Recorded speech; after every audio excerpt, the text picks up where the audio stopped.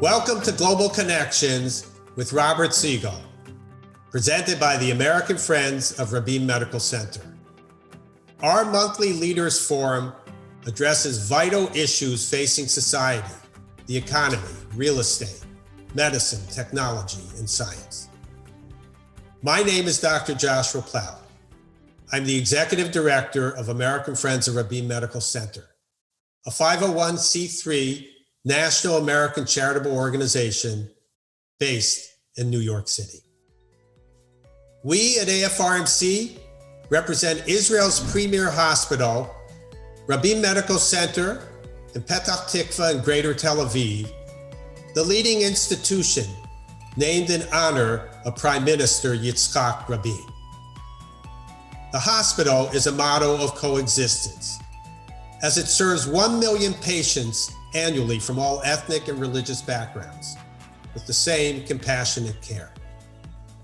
Please support our mission. Join our community of friends. Visit American Friends of Rabin Medical Center via our website and social media outlets on Twitter and Instagram, LinkedIn and YouTube, and on our Facebook page and discussion group.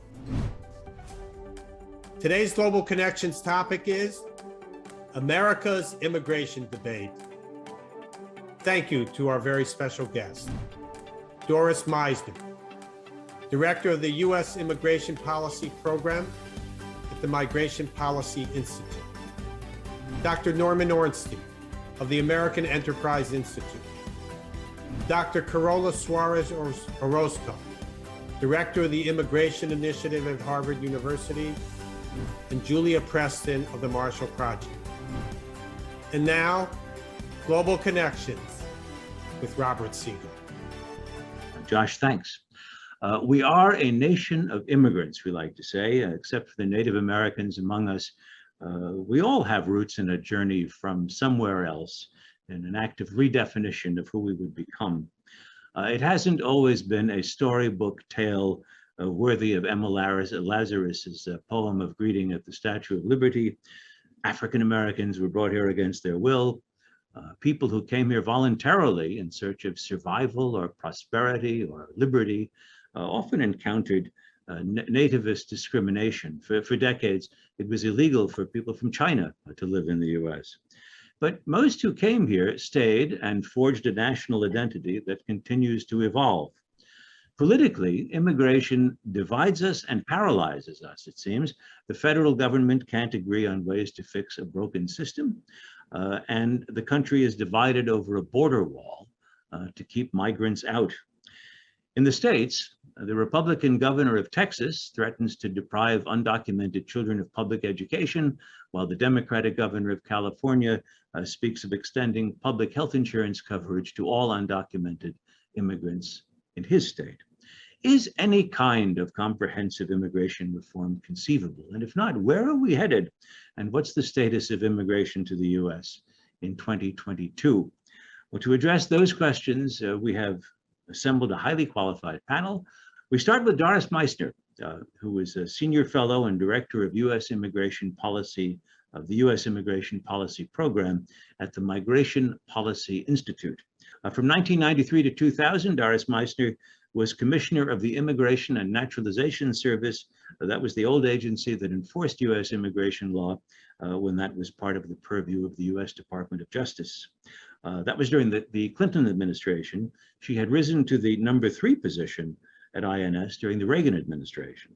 And to say that she is knowledgeable about US immigration is a supreme understatement. Doris Meissner, welcome, and thank you very much for joining us today. Thank you. Very nice to see you, Robert. And I wonder if first you can give us a snapshot, maybe it's more than a snapshot, but of immigration today. How many people are coming in through legal channels? How many undocumented immigrants live in the country? Where are they? Where do they come from? Well, of course, we always hear about and talk about illegal immigration and people that are coming that don't have a legal status, but I'm glad you started with what's the overall picture, because we continue through our legal immigration system to bring about 1 million people a year to the United States. That number went down a little bit during the pandemic because of the shutdown of visa issuances and so forth, but we run about 1 million immigrants per year legally.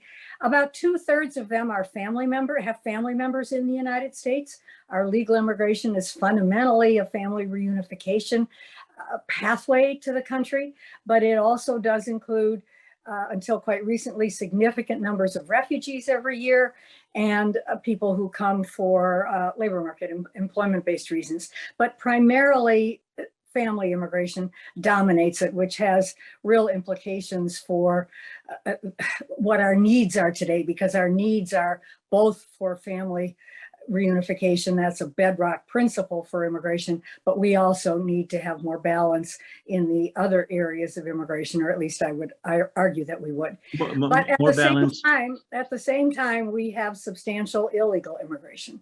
And that, of course, is what grabs the headlines, and that is what tends to be far more controversial, and is the image of immigration often in the public mind.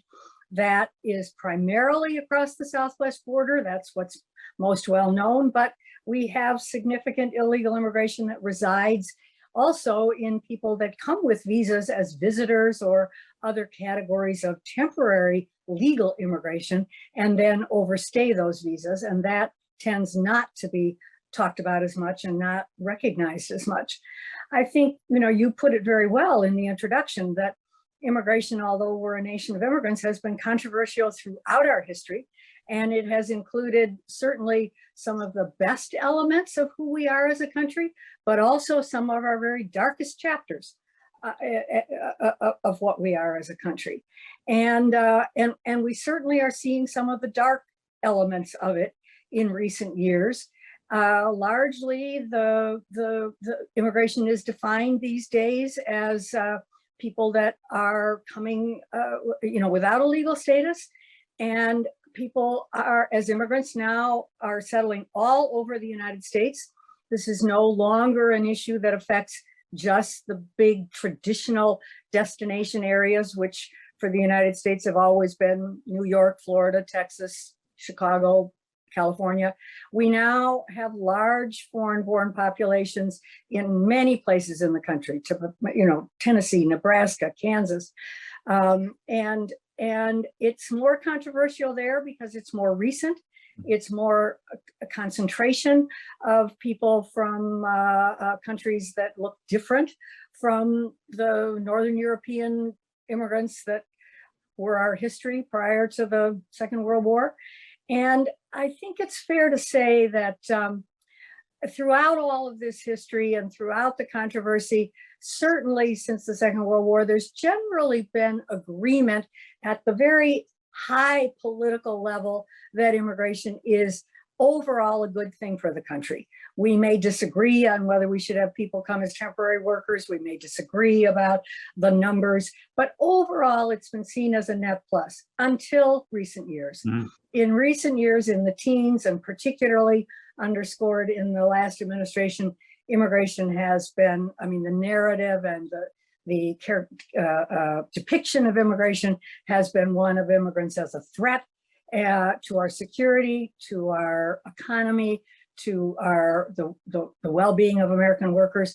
And that is hardening, and it's hardening and making it more difficult for the Congress to do what must be done, which is that our laws are completely out of sync with changing realities on the ground. Well, is one aspect of that hardening, I suppose, is that the principle that you refer to as family unification, I believe now is assailed as chain migration.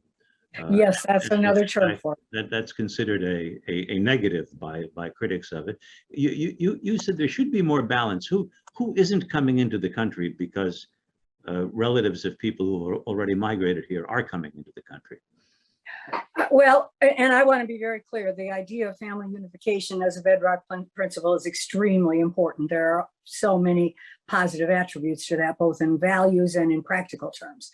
But at the same time, just take now, it's very clear that we, as an aging society, have labor market needs. Immigration is our source of growth in the population, very important in terms of productivity and our economy, as well as our competitive edge around the world. And we simply don't have the visa availability of visas under our immigration laws to be flexible in meeting labor market needs. Now, that's not to say that labor market needs should be met entirely by immigrants, but immigrants do play a part, and we're simply not in a position statutorily to be able to respond to that. The call, of course, always is the president, the executive branch should do more, and the executive branch, of course, has been increasingly active, particularly in the last 10 to 20 years where immigration is concerned, but that has been very destabilizing for the immigration system. We really need laws that only Congress can adjust in order to have a more responsive immigration system. I just want you to bring us up to date on one program, which was President Obama's Daca program that addressed the situation of the dreamers, so-called, the people who've been brought here as kids. The idea was they didn't hire a smuggler, they didn't overstay a visa. Their parents brought them here. They've grown up in the United States. They're American in every way except their passport status. What's the status of the DACA protected young people today? It has remained in place, even though it has been challenged in the courts. But there's a great example of a group of immigrants, as you've described them, about 800,000 young people, who by all of the research and evidence are doing very well, are net plus contributors to the country. The fact that they have the ability to have legally work in the US and are protected from deportation, which is by no means full legal status at all, but some degree of legal status, makes it possible for them to function and to contribute. But they've been 10 years in that status. Some of them are now approaching the age of 40, have homes, have children, continue their education, and they face a completely uncertain future that's getting more uncertain because of a case that's going to the Supreme Court. That is, in my opinion, just indefensible. These are reality. That's what I mean by realities on the ground, where our laws are simply unable to respond effectively. Well, Doris Meissner, hang around for the Q&A discussion portion of our panel later. Thank you very much. And we turn now to our next panelist, who is political scientist Norm Ornstein. Norman Ornstein is an emeritus scholar at the American Enterprise Institute. It's a Washington think tank. For decades, Norm Ornstein studied and explained how Congress works. In recent years, he has spent more time studying and explaining how Congress doesn't work. Norm Ornstein, welcome back. It's good to talk to you. Great to be with you, Robert. In our politics, there are some divisions of which it said there actually is broad agreement throughout a broad middle, but the activists on either end disagree. The party bases disagree, and so the government doesn't reach agreement politically. Is that true of immigration? Is there some belief in immigration similar to what Doris Meissner described as the people on top of the government, something broadly held in common despite activists, or are we really deeply divided about immigration? We're more divided than we should be, Robert, but there's a real difference now in our politics, say, compared to what it was 20 or 30 years ago, where you had an elite consensus, at least a significant enough elite consensus, that people in both parties in Congress could work together and do some immigration reform. Now, the more extreme elements make it almost impossible to do so. And that's been building for some time. I mean, I go back, for example, to when the former Senator Alan Simpson and former Republican, former Representative Ron Mazzoli of Kentucky, a Democrat, did an immigration reform that was widely hailed. Then we had the moment, of course, in the Obama years when we had the two parties come together in the Senate for a broad-based immigration reform proposal. And the House, driven by the more extreme elements, refused to even take it up.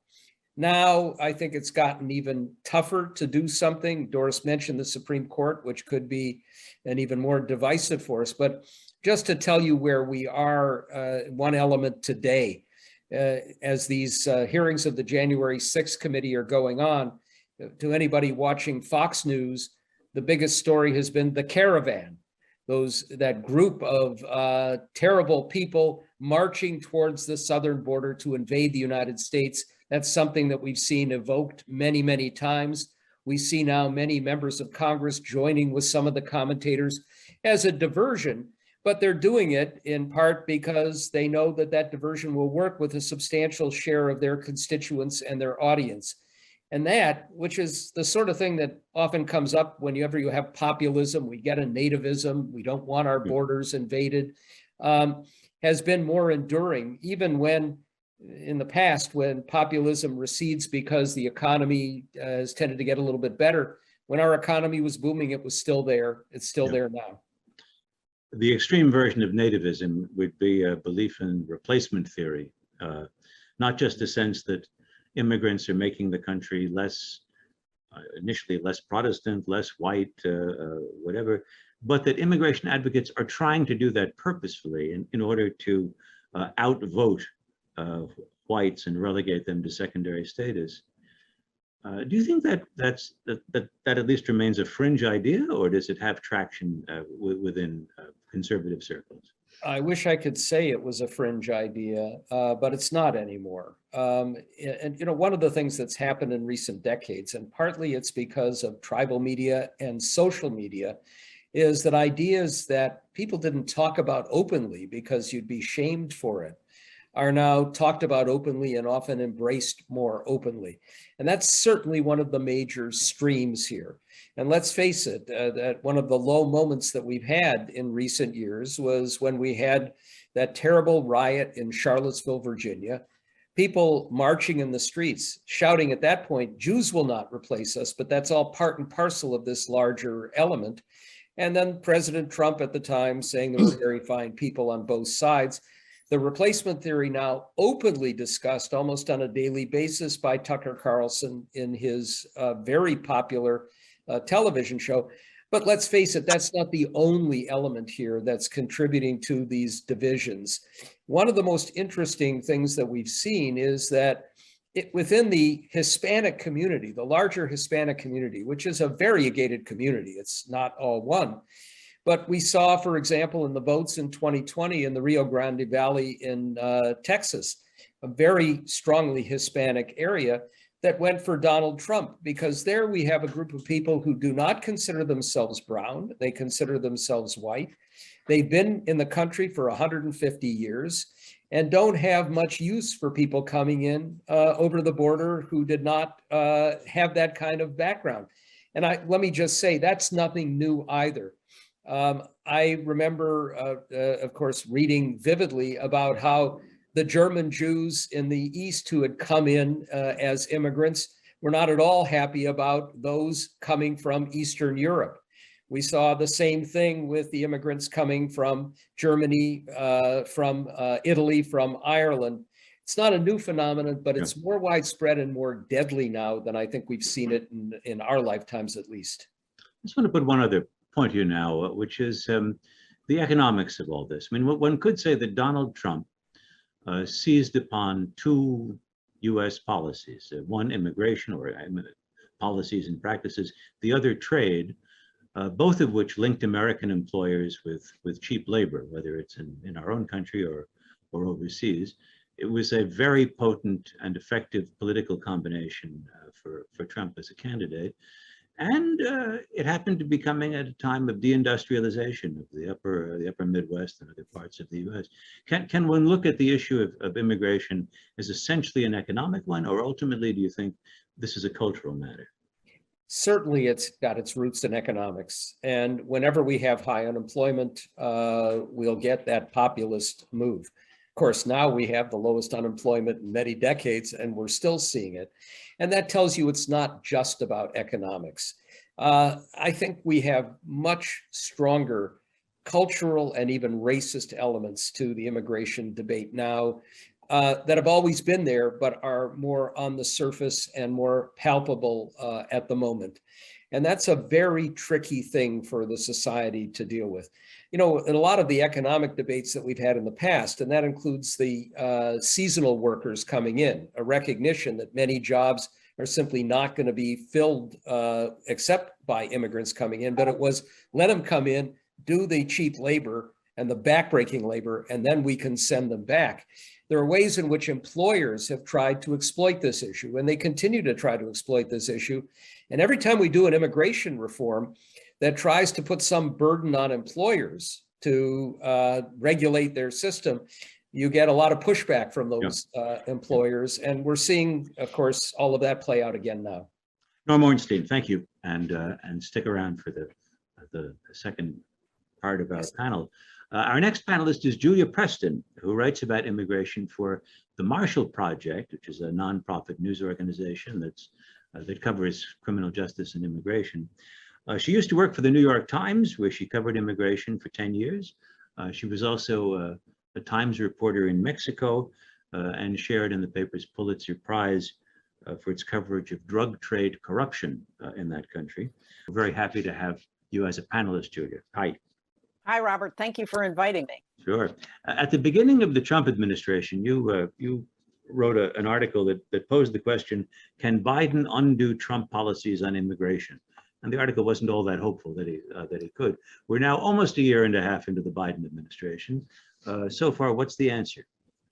The answer is that Biden has been incredibly active undoing Trump policies and advancing some of his own policies, but his successes have been less visible than his setbacks. And in particular, you can summarize part of Biden's problem because he has faced a bulwark of opposition in the federal courts from Trump-appointed judges who are across the country and have stymied Biden's efforts on a number of highly visible policies. But you could start by pointing to some of the things that he has done.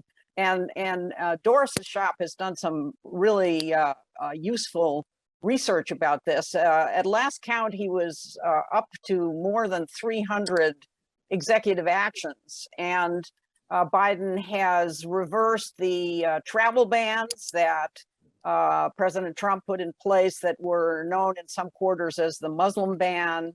A very important thing that Biden did was to revamp his enforcement priorities for the actions of immigration agents inside the country and tried to focus the action of immigration enforcement on terrorists, serious criminals, and people coming recently across the border, and to shift the enforcement action away from families and people who were working. Biden ended the practice of those massive worksite raids that you saw under the Trump administration. Unfortunately, or from my perspective, just in recent days, it's another case where a federal judge has intervened to hold up that policy, that enforcement policy. Another area where Biden has been remarkably active is in the area of temporary status, particularly temporary protected status, which he has extended to Venezuelans, to Haitians. This is a protection that's available to people who are already in the country but don't have a regular status. And again, giving credit where credit is due, I think Doris's MPI estimated that more than 1 million immigrants have benefited from some new form of protection, of this temporary protection under Biden. So, but you don't ever hear about that, or outside of immigration world, these things have an enormous impact in the immigrant community. But what you do hear about are some of the setbacks, which have mainly come in terms of Biden's border enforcement and his effort to restore some form of access for asylum seekers at the border. And he has been stymied by the courts on that, and also has been in the face of a probably historic mass migration that's taking place in the hemisphere, also ambivalent and a little reluctant to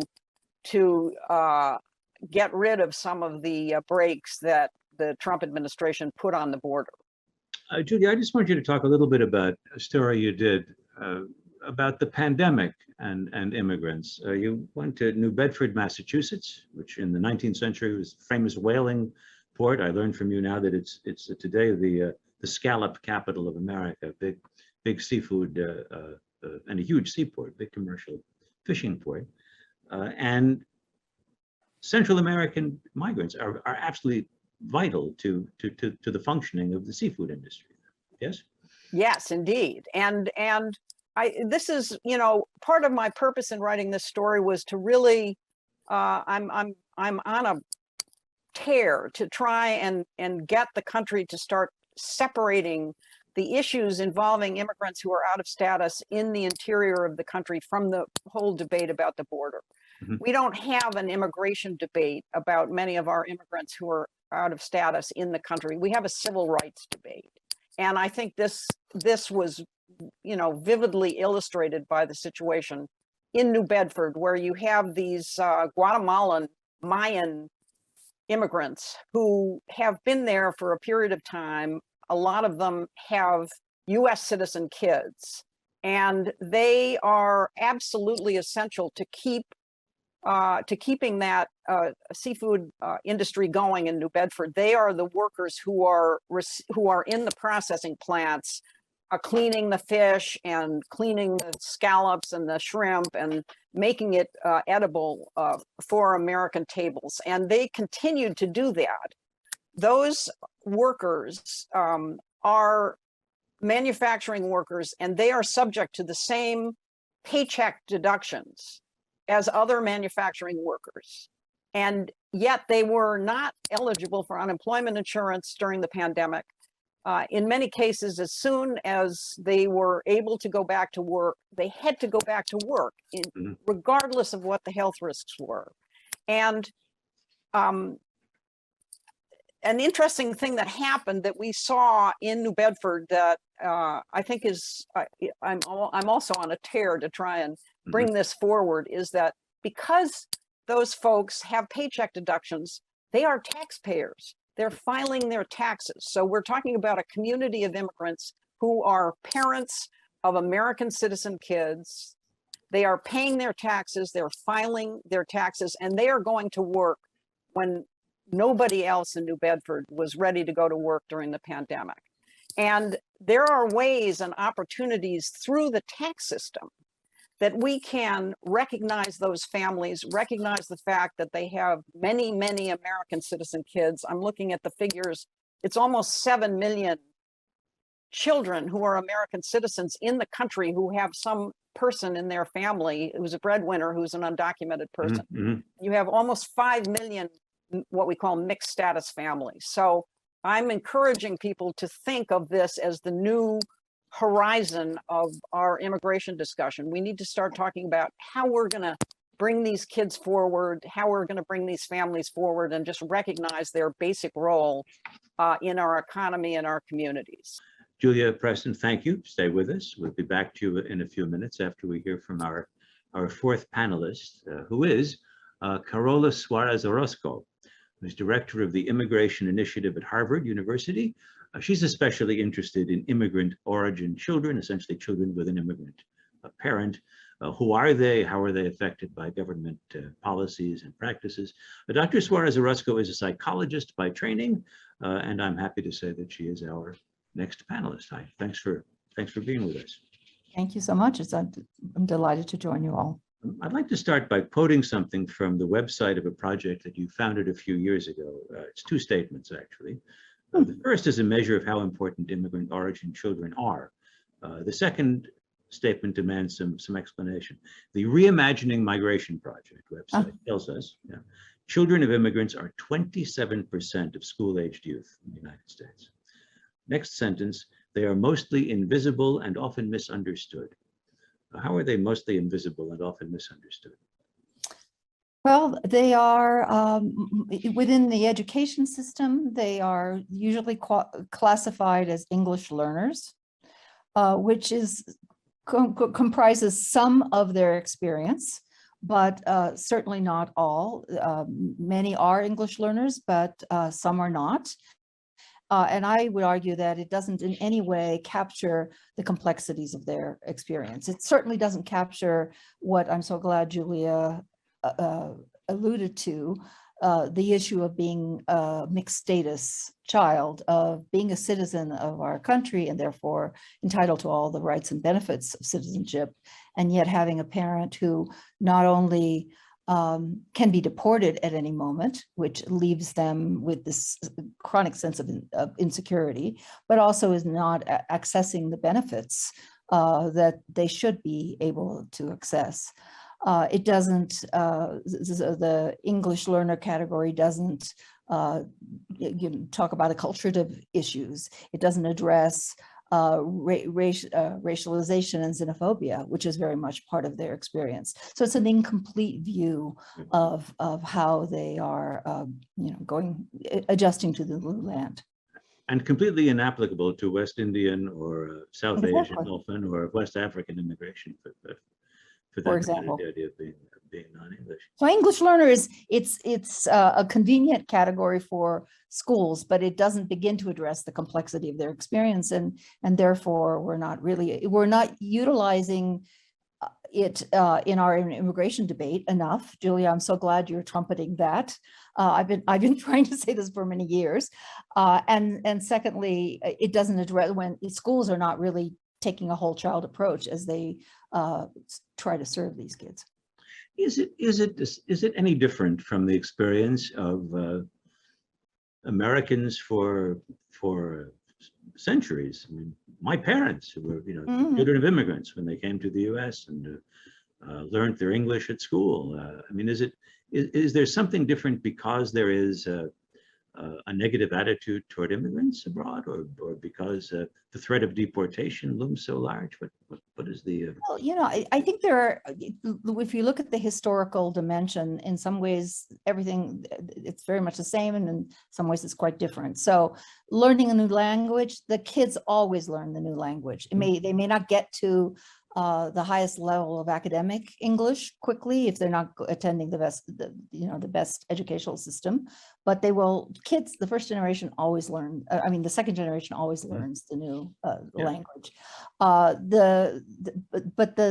And there's always issues of acculturative stresses, the parents holding on to old ways, the kids wanting to become like their peers, and there's those tensions.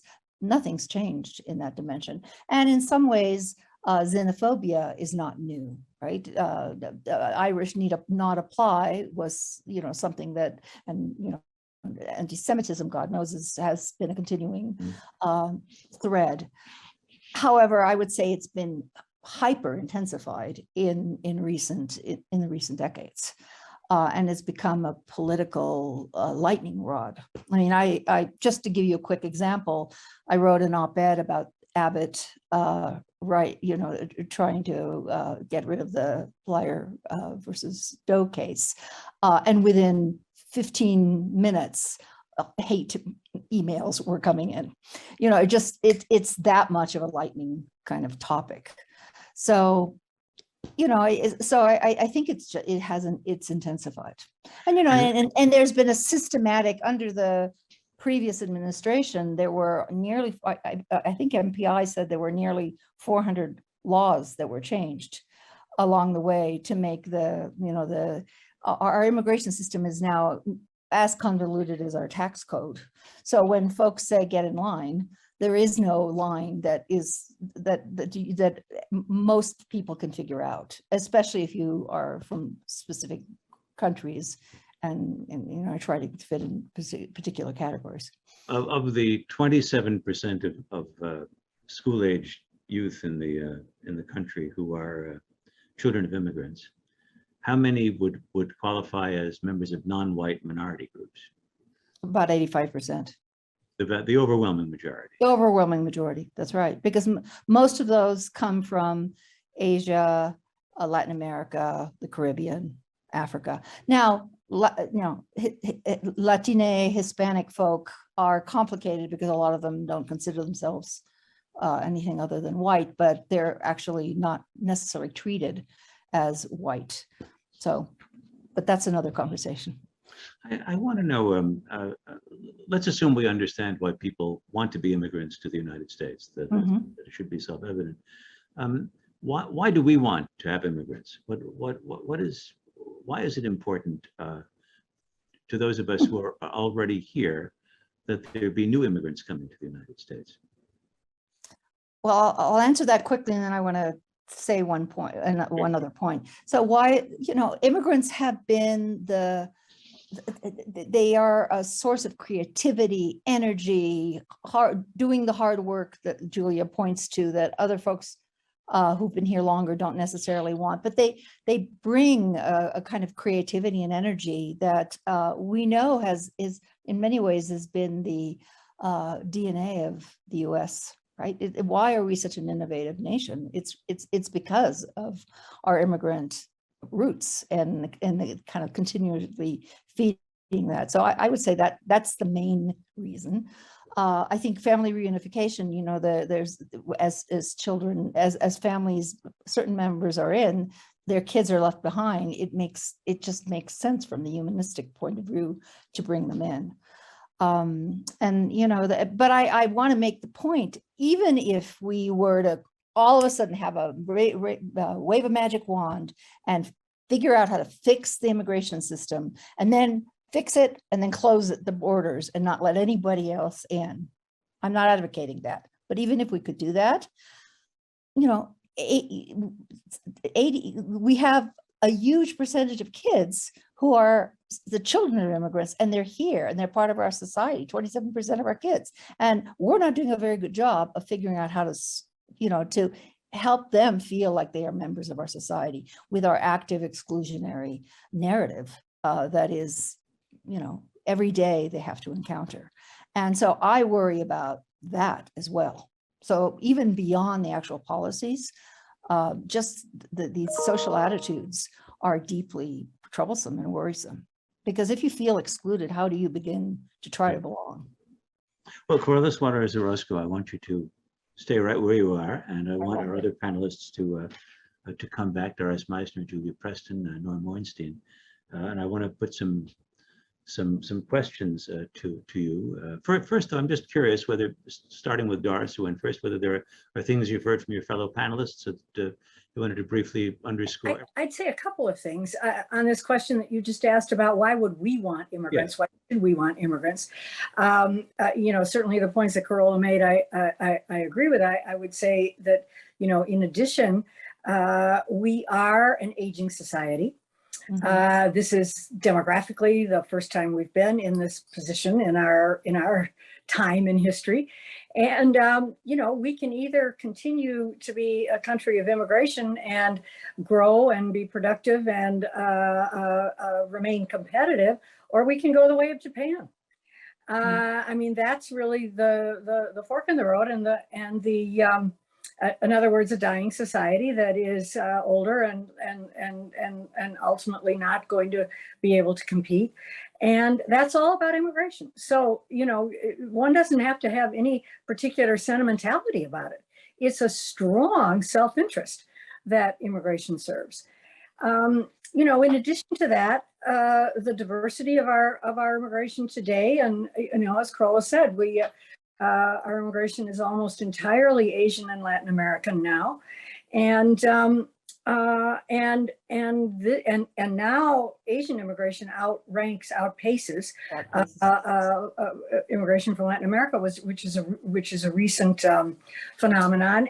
And also, and in addition to that, if you look at educational levels, we certainly have immigrants coming that are lesser skilled, but more and more immigrants, particularly legal immigrants, come with higher education and are more educated than native-born Americans. So that infusion of technical and human capital is very, very much in our interest.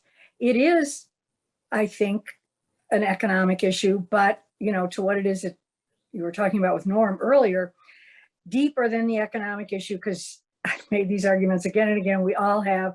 They can be made. They don't go to people's gut. What goes to people's gut is the cultural issue. Yeah. And it is the issue of change. It is the issue of rapid change. Immigration is far more controversial in places where the change has been just 3 to 5% of the makeup of the places like Tennessee, for instance, of the population, than it is in places, like New York and Los Angeles, where the change has been in the 20 and 30 percentiles. The contrast with what it is that people grew up with as compared to what it is that we're becoming is the difficulty. And we do not help it with our policies. The impacts of immigration, net, macro, are very good for the country. The effects of immigration and the burdens, and there are burdens that go with immigration, are borne at the local level, particularly in school systems, in healthcare systems, and in law enforcement. And we do not, as a country, have policies that respond to those differential impacts. And I guess I should note that certainly if you're a member of the baby boom generation, as I'm, the charter group here, we grew up in a country, we were born into a country which was the product of a couple of decades of very restrictive immigration. Exactly. Very little immigration, and nearly all of it came from Northern Europe or from the British Isles and Canada. And so the complexion of America has literally been changing during our lifetimes. Norman? That's exactly right. One other thing that I would add is that most of the immigrants coming into this country are just the kinds of people that one would want. They're here because they want better lives for themselves and their families. They want to fulfill what we have long called the American dream, where they will work hard, including at often very horrible jobs. They believe in democracy. So there are a lot of reasons why they're good forces. Now, following on what Doris said, we need to note that the CPAC, the Conservative Political Action Committee, which really is the kind of driving force of radical right movement, the radical right movement in this country, just held its annual conference in Hungary. Now, normally they get all of the stars of the right, the Ted Cruzes and Tom Cottons of the world. Here they went to honor Viktor Orban, and he's now their hero. And Viktor Orban, not just because he's a strong arm, and not just because what they're doing in Hungary fits a vision of too many in this country, which is having the trappings of a democracy, but a Potemkin village of institutions, elections, except they're rigged and genuinely rigged, not phonily rigged.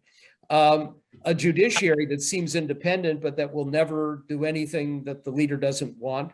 A free press that's only free as long as they stay in line. But a core part of it is Orban is preserving the Hungarian heritage. Cultural heritage. Which is the cultural heritage, which is what they want. And there's another stream of this, the sort of political stream, which is they want to bring in all these people who ultimately will vote for Democrats. But that's a side issue for them. It is far more that it's polluting that cultural heritage. That's where the replacement theory comes into play. And I think it's an important strain and now becoming a dominant strain, and we have to find ways to fight against it. The second point I would make is finding policies that could actually work in this area are extraordinarily difficult. And even when we had bipartisan agreement, it didn't work.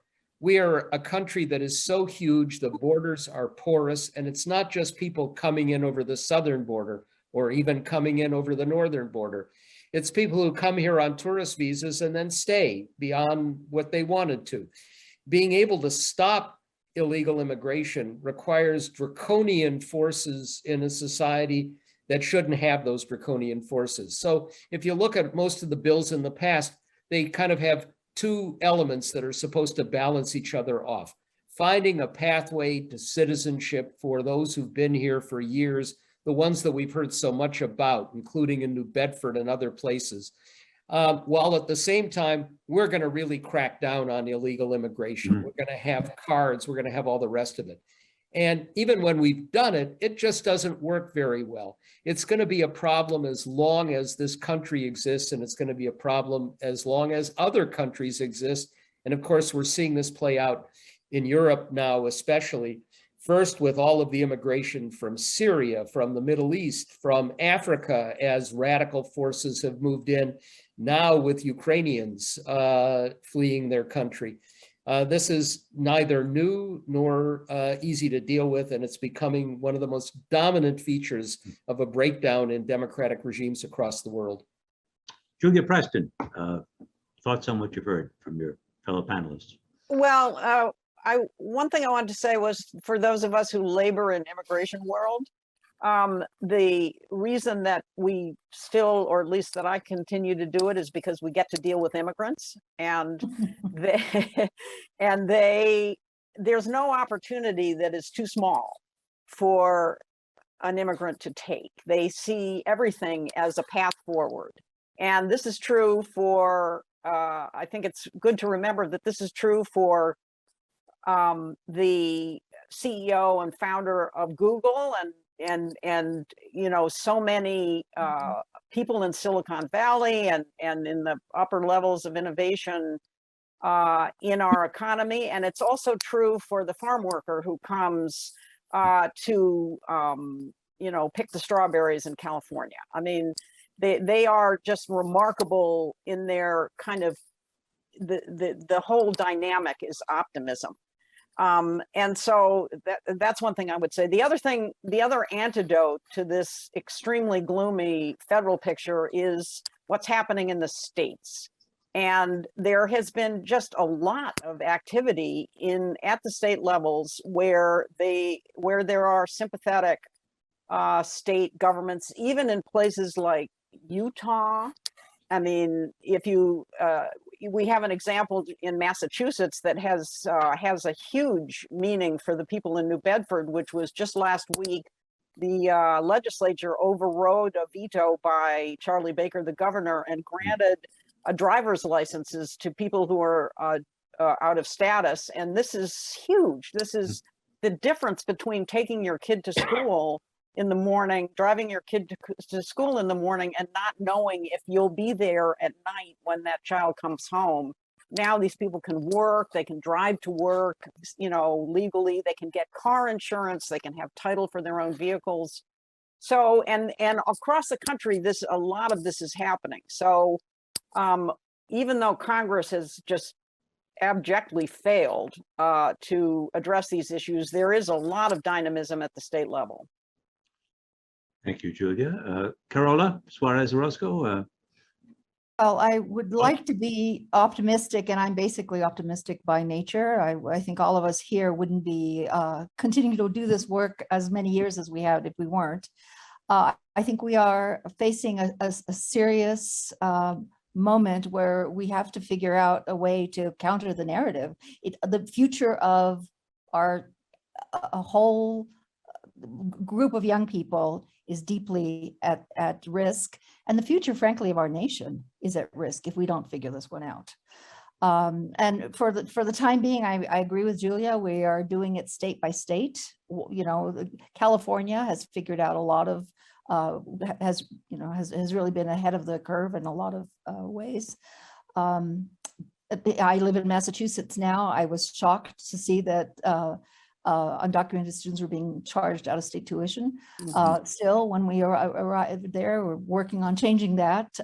So there are hopeful pockets, but ultimately we're going to have to do something at a federal level. In the meantime, we're just chipping away at the edges.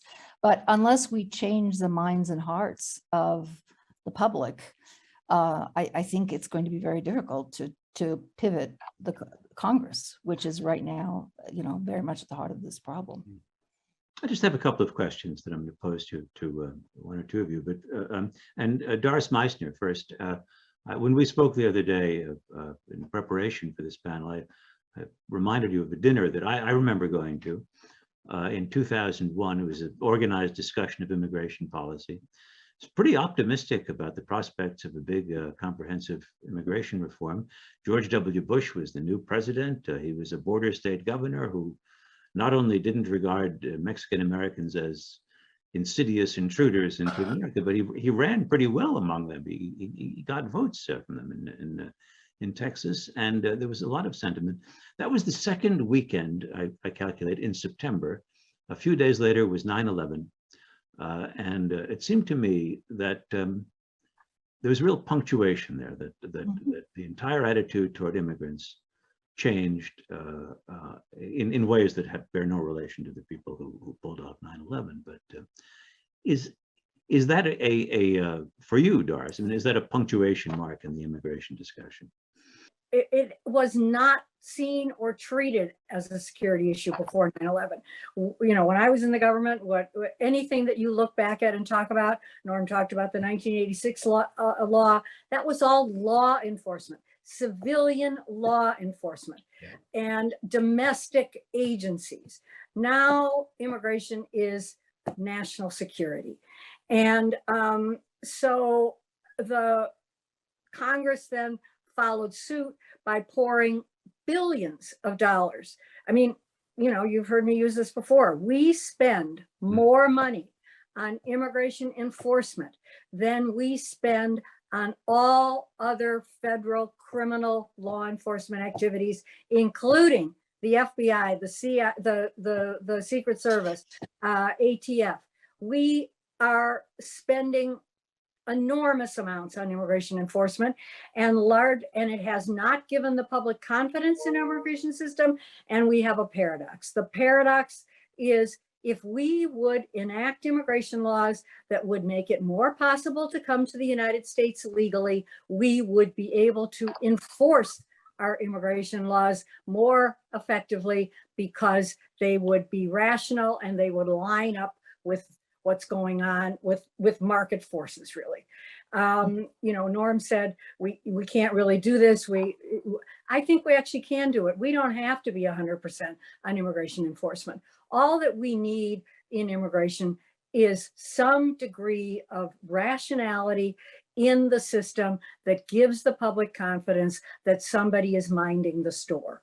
And that is what we don't have, because the only ways of getting here are largely responding to market forces through illegal entries. And that's just, you know, we're harming ourselves every day. Let me put a question to, well, whoever else wants to answer. Thank you, Doris. And that is the question of citizenship. As much of immigration is about getting a job, going somewhere to get a job. And while the best story of American immigration, the one we like to tell, is people who packed their belongings and got on a ship and came across the ocean and stayed, and now their grandchildren are all PhDs or something like that. There were a lot of people who came here, made some money, went back to Italy, had the gold watch, and retired somewhat prosperously, thanks to their stay in the United States. I read in a study of remigration, it was called, that Polish migrants to the U.S., when Poland returned to the map of Europe after World War I, a huge chunk of Poles went back and left. So we think in terms of the importance of citizenship and a permanent relationship with the U.S., but at the same time, many migrants have a much more transactional relationship with the U.S. How central is the idea that there must be a pathway to citizenship, as opposed to guarantees that you can have a job and not be thrown out of the country next week? Who wants to take that? I think that's a great question. And again, looking at the historical record, I think that's absolutely right. If you talk to immigrants, a lot of them say they want to work long enough to earn enough money to do Ecky's thing and then go back. The realities on the ground is, once they have children and they have grandchildren, plans change, and then they often want to stay over the course of time. But I think you'd find a substantial amount that, if they had 5-year visas that were renewable, where they could be recognized, many of them would go back. So just having, I agree entirely with Doris, having pathways, legalized pathways, but not necessarily to citizenship, would do wonders for the human beings on the ground who are caught in this web of crazy laws, dysfunctional laws, as well as for building the confidence of the public once they saw that illegal pathways were not always happening. So you're saying perhaps the guaranteed pathway to citizenship might be it might be an obstacle to progress here. Yeah, so shorter term visas that are renewable might really be a sensible solution. I mean, I think you have to do both. Citizenship is extremely important in our system and for a democracy. But where the idea of a pathway to citizenship really runs into trouble is for the current unauthorized population. And that's 11 million people, and that's 1 in every foreign-born person in our country. And they are in a limbo status, and we cannot break the logjam of the majority of Congress is not going to grant that. And so I, for one, do believe that where the 11 million unauthorized are concerned, if we could simply get so far as what the Daca status has been, in other words, a work authorization and a no fear of deportation, unless of course you commit criminal acts, that most people who are here in an unauthorized status would just welcome that and be fine. And the reason underlying why that won't hurt us as a country is because we have birthright citizenship. In other words, this would only be a one-generational phenomenon. The concern always is for a democracy that you build in a second-class status that perpetuates. But that's not the United States. If you're born here, you're a citizen, and that saves us in terms of the idea of democracy and participation over the long term. I'm going to just put for the last word here a question to Norm Ornstein, short answer question. What are the chances of there being immigration legislation anytime soon? 0. We're simply not going to see it. One thing that could happen is if somehow lightning struck and we got a returning Democratic majority in the House and a somewhat larger Democratic majority in the Senate, then we might see something happening. But we also have to keep in mind, Robert, that we might have a radical Supreme Court right now that might make it even harder to do any kind of reasonable actions through executive action. Right. And that may put us on a worse path. And finally, one point that we haven't mentioned, which is we always had this debate of people saying we want to cut out illegal immigration, but we love legal immigration. We have a substantial political force now that wants to cut dramatically back or even end legal immigration to the country. It's not a great place to be. Not very encouraging, but thank you just the same. With apologies for a very bumpy technical start, I'd like to thank all of our panelists, Julia Preston, Doris Meissner, Carola Suarez-Orozco, and as we just heard, Norm Ornstein.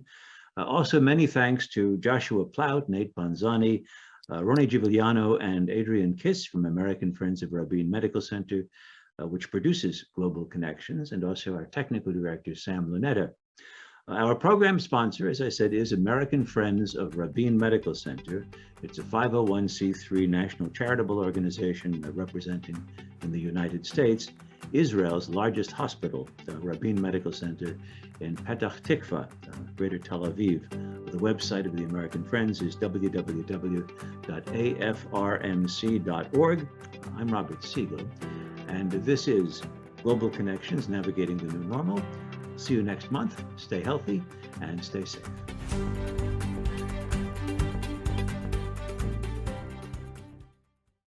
We would be pleased to send a complimentary DVD of this program to anyone who wishes to support JBS with a tax-deductible gift of $36, double high or more. Simply visit the JBS website at jbstv.org and click on the Donate button to make a donation by PayPal or your credit card. And please indicate the program for which you would like a DVD.